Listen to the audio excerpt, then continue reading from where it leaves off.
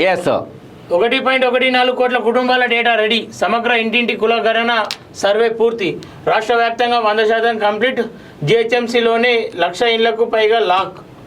Okay, 4-5 రోజుల్లోపు digitalisation పూర్తి. Data ఎంట్రీలో తప్పులు జరగకుండా 800 కోడ్స్తో కంప్యూటరైజేషన్.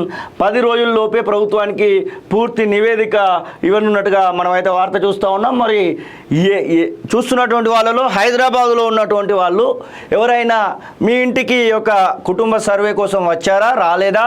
ఒకవేళ మీరు తెలంగాణ ప్రజలుగా ఉన్నట్టు ఏది ఉంటే ఖచ్చితంగా మీ ఇంటికి రావాల్సినటువంటి అవసరం అయితే ఉంది. మరి ఇంటికి వచ్చారా రాలేదా కూడా ఆ కామెంట్స్ రూపకంగా చెప్పండి. అసలు మరి పూర్తి అయిందా కాలేదా పక్కన పెడితే పూర్తి చేసినట్టుగా మాత్రం వీళ్ళు చెప్తా ఉన్నారు.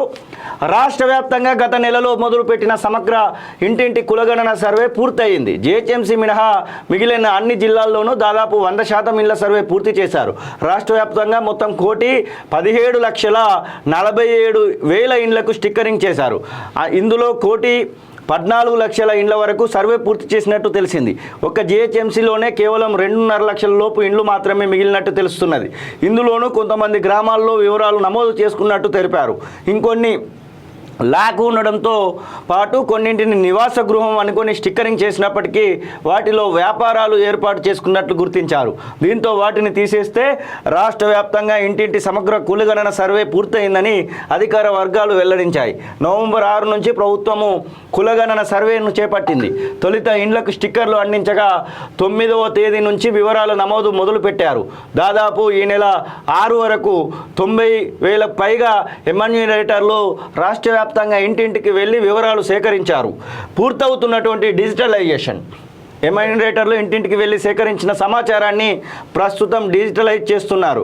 దాదాపు 50,000 మంది డేటా ఎంట్రీ ఆపరేటర్లు ప్రభుత్వం ప్రత్యేకంగా రూపొందించిన సాఫ్ట్వేర్లో కులగణన సర్వే వివరాలను నమోదు చేస్తున్నారు. ఇప్పటికే 70% వరకు కంప్యూటరీకరణ పూర్తయినట్టుగా అధికారులు చెబుతున్నారు. ఇంకో 4-5 రోజుల్లోనే పూర్తి సమాచారం డిజిటలైజ్ చేస్తామని తెలిపారు. డేటా ఎంట్రీలో ఎక్కడ తప్పులు జరగకుండా కోడ్ సిస్టమ్ను అమలు చేశారు. మాన్యువల్గా ఎంట్రీ చేయకుండా నేరుగా కోడ్ను సెలెక్ట్ చేసి టిక్ చేసేలా ప్రత్యేక సాఫ్ట్వేర్ను ప్రభుత్వం తీసుకువచ్చింది.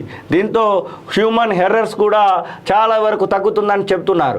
డిజిటలైజేషన్ తర్వాత ఏ సమాచారం నివేదిక రూపంలో ఇవ్వాలనే దానిపైన డేటాను కంపైల్ చేసి ప్రభుత్వానికి నివేదించాలనుకుంటున్నారు. రాష్ట్రంలో సేకరించిన సమగ్ర ఇంటింటి కులగణన సమాచారాన్ని ఒక పుస్తకం రూపంలో ప్రభుత్వానికి ఇవ్వనున్నట్టుగా తెలిసింది. అప్పటికే అసెంబ్లీ సమావేశాలు కొనసాగుతున్నట్లు ఏదుంటే అవసరం అనుకుంటే ఆ నివేదికను అసెంబ్లీలో పెట్టి చర్చించాలని ప్రభుత్వం భావిస్తున్నది. ఇక సర్వే సమాచారం సాఫ్ట్వేర్లో లాక్. ఇంటింటి కులగణన సర్వే పూర్తి సమాచారాన్ని ఎవరికి ఇవ్వద్దని అధికారులను రాష్ట్ర ప్రభుత్వం ఆదేశించింది. స్థానిక సంస్థల్లో బీసీల రిజర్వేషన్ల పెంపు కోసం ఏర్పాటు చేసిన డెడికేటెడ్ కమిషన్కు పూర్తి సమాచారం ఇవ్వద్దని స్పష్టం చేసినట్టుగా తెలిసింది. ఎంత దాకా కమిషన్ డేటా అవసరమో అంతే ఇవ్వాలని సూచించింది.